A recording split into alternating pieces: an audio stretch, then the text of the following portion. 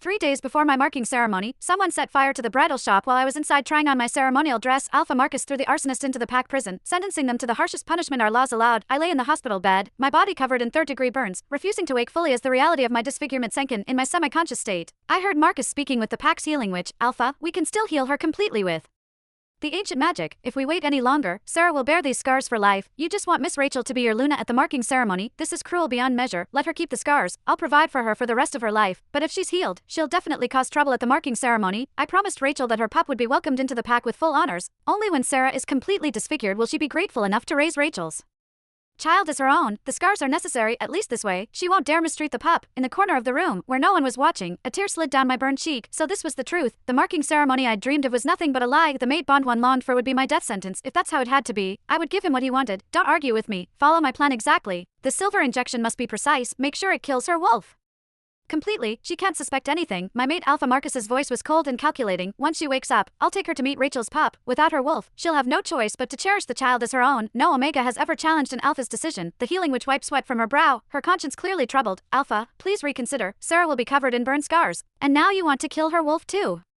This is beyond cruel. It's practically a death sentence. How will she face the pack elders as an Omega? And what about Rachel's pup? The child looks exactly like you. What if Sarah notices the resemblance? Everything will fall apart. Marcus reached out, methodically applying healing salve to my cracked lips with surprising gentleness. His voice carried a note of resigned sadness that made my heart ache despite everything. She won't notice anything. Once she becomes an Omega, she will have to stay in the pack. She cannot afford any risk of leaving the pack. I promised Rachel I would give her a magnificent marking ceremony, that I would watch our pup grow up together, even though she's married to another Alpha now. I won't let her worry about our child's future. The healing witch sighed heavily, looking at my pale face on the hospital bed. Sarah is a good wolf. You grew up together in this pack. Why are you choosing that? Never mind. If you're determined to do this, then proceed.